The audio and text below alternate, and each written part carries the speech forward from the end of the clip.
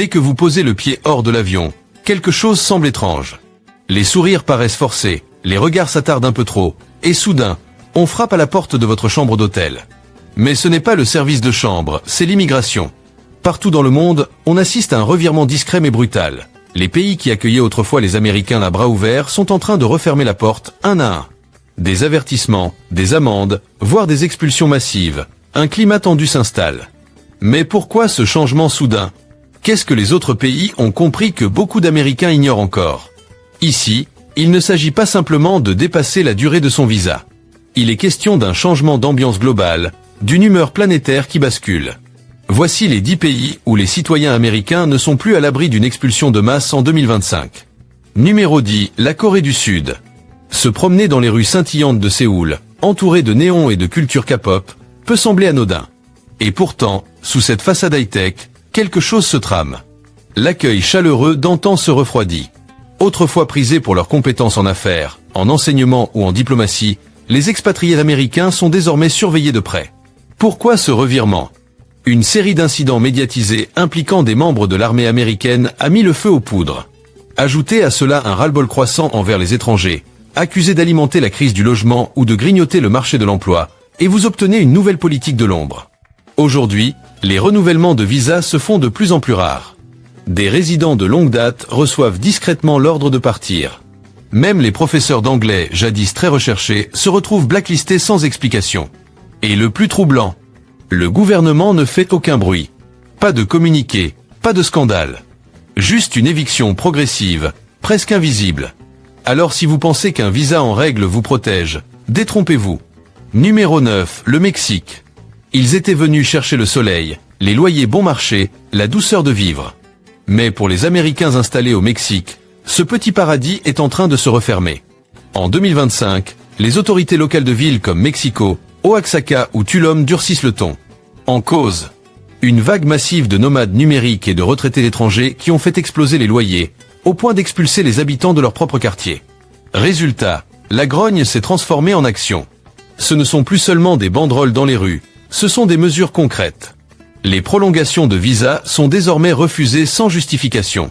Certains quartiers imposent des règles strictes de résidence, et même les touristes de passage se heurtent à des contrôles renforcés à la frontière. Est-ce que cela pourrait se traduire par des départs forcés à grande échelle? C'est bien possible. Et non, avoir une réservation Airbnb ou un visa touristique ne suffit plus. Le message du Mexique est clair. Ce pays n'est pas une annexe de la Californie. Numéro 8, l'Allemagne. Les lois n'ont pas changé du jour au lendemain, mais l'ambiance, elle, si. Et c'est souvent ce qui surprend le plus les Américains installés en Allemagne. Pendant des années, le pays faisait rêver. Économie stable, culture riche, système de santé performant. Mais en 2025, quelque chose s'est cassé. Et ce n'est pas subtil. À Berlin, Francfort ou Hambourg, de plus en plus d'Américains se retrouvent confrontés à une hostilité feutrée. Pourquoi? Parce que le regard des Allemands a changé. L'arrivée massive d'expatriés américains, qu'ils soient militaires, travailleurs à distance ou étudiants, est désormais perçue comme une nuisance. À Berlin, les loyers flambent, en partie à cause de la demande étrangère. La présence militaire américaine, autrefois tolérée, est remise en question avec la montée d'un discours anti-OTAN. Et dans le monde du travail, les barrières se multiplient. Visas de travail plus difficiles à obtenir, entretiens sans suite, démarches administratives qui piétinent. Et c'est là que ça devient inquiétant. Il n'y a pas de déclaration officielle, pas de rupture franche. Juste une série de petits obstacles administratifs, de refus silencieux, de délais interminables, qui, bout à bout, poussent les gens vers la sortie. Est-ce que cela pourrait vraiment déboucher sur des expulsions massives? Peut-être pas avec des descentes à l'aéroport, mais à force d'usure, de complications et d'incertitudes.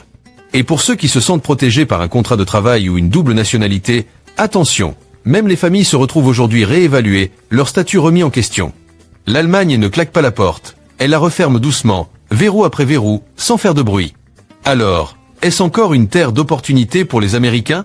Ou un nouveau signal d'alarme? Le monde a changé, et il n'attend plus les bras ouverts. Numéro 7, l'Indonésie.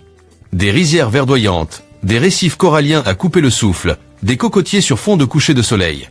L'Indonésie a longtemps été l'image parfaite du paradis pour les Américains en quête de dépaysement. Surtout Bali, devenu le repère des nomades numériques, influenceurs et autres freelances venus travailler les pieds dans l'eau. Mais en 2025, le gouvernement indonésien a décidé que la fête était finie. Pendant des années, le système de visa était souple, les contrôles rares, et tout le monde fermait un peu les yeux. Mais ce laisser-faire est en train de disparaître. La raison ? Une accumulation de tensions locales. Le coût de la vie a grimpé, la population s'impatiente, et un secret de polichinelle agace de plus en plus. Beaucoup d'Américains bossent illégalement sous visa touristique, évitent de payer des impôts et prennent la place des locaux. Ce qui était toléré hier est devenu un problème national aujourd'hui. À Bali, des habitants manifestent contre des cafés et villas tenus par des étrangers, qui n'emploient même pas d'Indonésiens. Des influenceurs sont expulsés en pleine vidéo. Et le gouvernement lance une opération de nettoyage aussi discrète qu'efficace. Les visas à l'arrivée se font plus rares. Les options de long séjour sont resserrées. Les nouveaux programmes pour travailleurs à distance, beaucoup moins accueillants qu'ils n'en ont l'air. Et pour ceux qui gagnent de l'argent en ligne sans cotiser localement, l'Indonésie a trouvé un nouveau terme, menace économique. Les Américains qui profitaient des failles du système sont désormais dans le viseur. Les descentes de la police migratoire se multiplient. L'image cool et décontractée du pays s'efface lentement. Ce n'est plus une question de paperasse, c'est une question d'honneur national. L'Indonésie envoie un message clair. Ce pays n'est pas un terrain de jeu pour occidentaux fortunés. Des milliers d'expulsions sont déjà en cours. Et le plus choquant, beaucoup ne réalisent qu'ils sont dans l'illégalité que le jour où ils reçoivent l'ordre de quitter le territoire. Alors si vous vivez en Indonésie cette année, posez-vous une question simple. Avez-vous vraiment le droit d'être là ? Parce que l'accueil chaleureux d'hier est en train de devenir une porte qui se referme doucement. Numéro 6, la Turquie. Quand on pénètre dans le grand bazar d'Istanbul, on est tout de suite happé par les parfums d'épices, le cuir travaillé et cette ambiance d'un autre temps. Mais si on tend bien l'oreille, derrière cette façade traditionnelle, un autre son résonne. Un nationalisme de plus en plus assumé, qui modifie peu à peu la manière dont les étrangers et surtout les Américains sont perçus. En 2025, la Turquie n'essaie plus de jouer les équilibristes entre Orient et Occident. Le discours change, vite. Et les Américains installés sur place, qu'ils soient enseignants, journalistes ou membres d'ONG, se retrouvent au cœur d'un jeu politique tendu. Pourquoi ce changement ? Parce que le pays traverse une période difficile, inflation galopante, instabilité politique, tensions accrues avec Washington. Et quand le climat se crispe, ce sont les visages étrangers qui deviennent les boucs émissaires les plus visibles. Aujourd'hui, les renouvellements de permis de séjour sont minutieusement examinés. Les refus tombent sans préavis. Et les expulsions, elles, se font sans bruit. Pas de procès, pas de gros titres. Parfois, juste un email. Parfois, un simple coup à la porte. Et le plus inquiétant dans tout ça, certains Américains sont expulsés sans avoir enfreint aucune règle. Pourquoi ? Parce que, selon les nouvelles politiques de sécurité nationale, il suffit d'être considéré comme une menace pour l'harmonie publique pour perdre son visa. Pas besoin de preuves, pas de définition claire, juste dehors. À Antalya, Izmir ou Ankara, les communautés d'expatriés s'éteignent à petit feu. Les gens déménagent en silence, ne partagent plus leurs adresses. Les groupes Facebook, autrefois pleins de bons plans resto, ne servent plus qu'à se prévenir des dernières expulsions. Et si vous pensez qu'un bon dossier ou un poste officiel vous protège, détrompez-vous. En Turquie, cette année, la question n'est plus de savoir si vous avez respecté les règles, mais si vous êtes devenu gênant. Alors, posez-vous cette question. Si vous deviez partir demain, seriez-vous prêt ? Car rester pourrait ne plus dépendre de vous. Numéro 5, le Kenya. Le Kenya, pour beaucoup d'Américains, c'était un rêve. Safaris inoubliables, paysages sublimes, ambiance chaleureuse. Mais en 2025, cette carte postale idyllique commence à s'effriter. Et pour des milliers d'expatriés, le compte à rebours est lancé.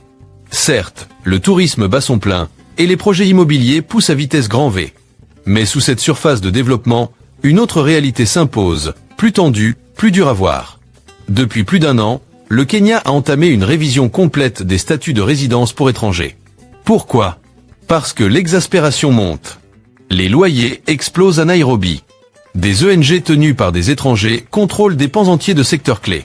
Et l'invasion silencieuse des travailleurs à distance venus d'Occident commence à agacer sérieusement. La réponse du gouvernement a d'abord été discrète. Des retards dans les autorisations de travail, des refus inattendus, des visites surprises des services d'immigration. Mais mi-2025, le ton a changé. Désormais, le message est clair. Les étrangers ne peuvent plus faire ce qu'ils veulent. Les Américains qui profitent de failles dans les visas ou qui travaillent sans autorisation sont désormais dans la ligne de mire. Des communautés entières d'expats sont passées au crible. Même ceux installés depuis longtemps reçoivent des avis d'expulsion de 30 jours, sans possibilité de recours. Le plus déroutant, beaucoup ne savent même pas ce qu'on leur reproche. Car selon la nouvelle loi migratoire kenyane, créer un déséquilibre économique est désormais un motif légitime pour vous renvoyer chez vous. Ça peut vouloir dire avoir un emploi qu'un local aurait pu occuper, ouvrir une entreprise mal située, ou juste être trop visible sur les réseaux. Même les travailleurs humanitaires, les religieux, autrefois intouchables, se font expulser pour des détails administratifs jadis ignorés. Alors pour ceux qui ont construit leur vie ici, famille, projet, entreprise, le Kenya ne propose pas d'explication. Seulement une sortie. La vraie question devient donc, comment prouvez-vous que vous avez votre place ici? Car en 2025, ce n'est pas ce que vous êtes qui compte, mais si vous correspondez encore à ce que le pays souhaite accueillir. Et cette pancarte de bienvenue à l'aéroport Jomo Kenyatta? Elle commence sérieusement à ressembler à un panneau d'avertissement.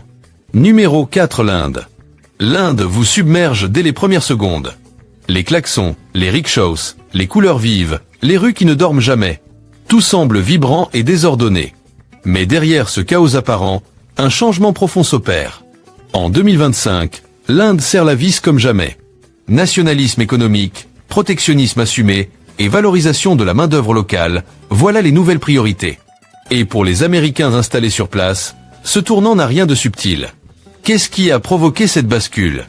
L'idée grandissante que des travailleurs venus de l'Ouest prennent la place des Indiens, profitent des failles du système et échappent à l'impôt. Aujourd'hui, l'Inde veut reprendre le contrôle. Les slogans du type « India First » ne sont plus de simples formules politiques. Ce sont désormais des politiques actives. Les visas de travail sont bien plus difficiles à obtenir, les autorisations pour monter un business sont passées au peigne fin, et les ONG financées depuis les États-Unis font face à une surveillance accrue. Même dans les grandes villes comme Bangalore ou Hyderabad, certains enseignants ou travailleurs du numérique américain sont poussés vers la sortie, discrètement mais sûrement. Et ce que peu de gens savent, c'est que même avec un dossier irréprochable, on peut se voir refuser un renouvellement. Non pas à cause d'une infraction, mais parce que l'Inde revoit ses priorités. Si votre présence n'aide pas directement à faire avancer l'économie ou les intérêts nationaux, vous êtes en sursis. Ajoutez à cela un climat politique tendu entre New Delhi et Washington, et le cocktail devient explosif. Manifestations anti-américaines, refus de visa en guise de représailles, vagues d'hostilité sur les réseaux sociaux. Tout cela pèse sur les décisions migratoires. Ce qui était auparavant une simple lenteur administrative est désormais un véritable mur. Et même les Américains mariés à des Indiens, ou installés depuis des années avec enfants et entreprises, se voient soudain sommés de redéposer un dossier ou de quitter le pays. Est-ce que des milliers d'expulsions sont possibles en 2025? L'Inde ne l'affirme pas clairement, mais les rouages sont déjà en marche. Alors, si vous vivez là-bas aujourd'hui, posez-vous cette question. Êtes-vous essentiel à leur avenir? Parce qu'en Inde, cette année, rester pourrait bien dépendre de votre utilité perçue, et d'un calendrier dont vous ignorez la date d'échéance. Numéro 3, la Russie. Un simple tampon mal placé sur votre passeport. Et votre nom bascule dans une base de données. Pas demain. Pas la semaine prochaine. Immédiatement. En 2025, la Russie ne se contente plus de restreindre l'entrée des Américains. Elle construit un mur, invisible mais redoutablement efficace, fait de lois, de contrôle et d'un climat de méfiance glaciale. Ceux qui pensaient que la guerre froide était derrière nous se trompent. Cette nouvelle confrontation est plus sourde, plus discrète, mais bien plus personnelle. Avec la montée des tensions diplomatiques, sanctions, accusations d'espionnage, alliances militaires, Moscou réduit méthodiquement la présence américaine sur son sol. Au départ, cela concernait les journalistes, les diplomates. Aujourd'hui, ce sont des citoyens lambda qui se retrouvent dans le collimateur. Les visas d'affaires sont devenus rarissimes, les visas étudiants presque impossibles à décrocher. Et pour les touristes, encore plus risqué, surtout si vous avez voyagé récemment en Ukraine, en Géorgie ou dans un pays membre de l'OTAN. Quant aux Américains déjà sur place, enseignants, ENG, freelance, la situation devient critique. À Moscou, Saint-Pétersbourg ou ailleurs, des contrôles de passeports se multiplient dans le métro, des perquisitions ont lieu dans des appartements, les passages aux frontières se transforment en longues interrogations. Et quand les autorités décident que vous devez partir, ce n'est pas une suggestion, c'est une expulsion immédiate. Ce que beaucoup ignorent, c'est que le programme russe de restriction des étrangers en 2025 n'est pas basé sur la légalité, mais sur la perception. Toute influence extérieure peut être considérée comme une menace pour la sécurité nationale. Et si vous pensez qu'avoir la double nationalité vous protège, détrompez-vous. La Russie ne reconnaît pas ce statut. Une fois sur place, vous êtes traité comme un citoyen russe. Ce qui veut dire, pas de soutien consulaire, pas de passe-droit, pas de sortie facile. La vraie question, donc, c'est, est-ce que ça vaut vraiment le risque? Parce qu'en 2025, aller en Russie, ce n'est pas simplement voyager. C'est entrer dans un système où votre simple présence peut être utilisée contre vous. Et quand ce système se retourne, sortir n'est que la première étape. Rester en sécurité, c'est un autre défi. Numéro 2, la Chine. Tout commence à l'aéroport. Des files d'attente plus longues. Des questions qui durent un peu trop. Et ce regard insistant sur votre passeport américain. Vous ne le réalisez pas tout de suite. Mais le ton a déjà changé. En 2025, la Chine ne se contente pas de s'opposer à l'influence occidentale.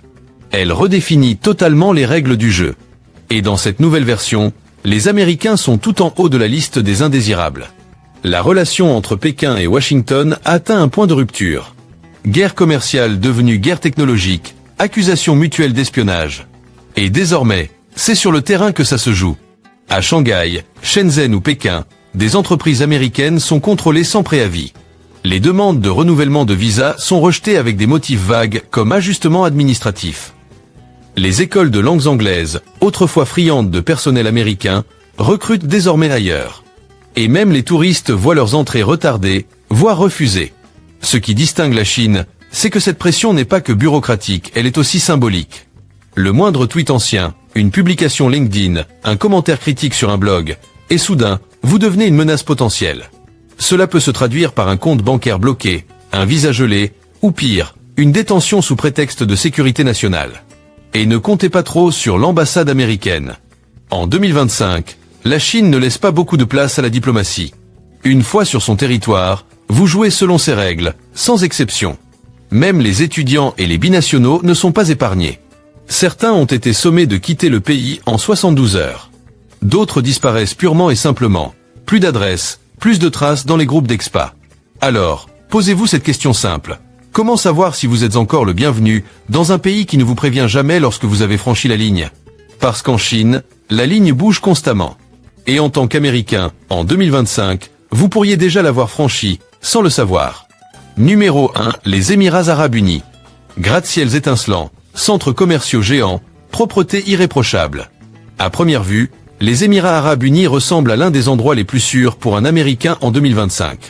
Mais sous cette façade brillante, des fissures apparaissent. Et vite. Voici ce qu'on ne vous dit pas. Une fois que les autorités émiraties décident que votre présence n'est plus souhaitée, il n'y a pas de débat, pas d'appel. Juste un coup frappé à la porte, et un billet retour. Depuis un an, le pays revoit discrètement toute sa politique d'accueil des étrangers.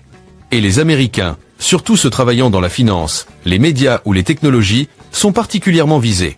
Pourquoi? Pour garder le contrôle. Dans une région où l'image et la stabilité priment, tout ce qui ressemble à une critique ou à une ingérence devient un danger. Un post maladroit sur les réseaux, une remarque déplacée, ou même une simple décision d'affaires mal perçue peut vous valoir un bannissement. Et ce qui complique tout, c'est que le système de visa repose entièrement sur votre employeur. Si vous perdez votre job, même du jour au lendemain, vous perdez aussi votre logement, votre compte bancaire, et parfois même votre permis de conduire. De plus en plus d'Américains se retrouvent à la rue, sans recours. Certains voient leur compte gelé au beau milieu d'un conflit. D'autres sont arrêtés pour des soi-disant délits numériques, ce qui, parfois, se résume à une simple plainte publiée en ligne. Derrière le vernis luxueux de Dubaï, il faut le dire, les Émirats ne sont pas une démocratie. Pas de manifestation. Pas de procédure juridique transparente. Une fois que la décision est prise, elle est finale. Même avoir deux nationalités ne change rien. Si vous n'êtes plus désiré, vous partez. Point. Alors demandez-vous, si votre contrat de travail s'arrête demain, seriez-vous capable de quitter le pays sans délai? Parce qu'aux Émirats Arabes Unis, être étranger est un privilège et en 2025, ce privilège est révoqué, un Américain après l'autre. Voilà la liste, 10 pays où le tapis rouge pour les Américains est soit roulé, soit retiré, soit carrément brûlé. Ce n'est pas uniquement une question de politique ou de paperasse. C'est un changement profond, à l'échelle mondiale. Les frontières se referment. Les règles sont modifiées en temps réel. Les économies locales se protègent. Et les gouvernements repensent, pays après pays, qui mérite de rester et qui doit partir. En 2025, la vraie question n'est plus peut-on y aller, mais peut-on y rester? Car désormais, être américain à l'étranger ne garantit plus aucune immunité. Alors si vous vivez déjà hors des États-Unis ou si vous envisagez de le faire, il est peut-être temps de vérifier vos papiers et de préparer un plan B. Parce que la prochaine personne à qui on frappera à la porte, ce pourrait bien être vous.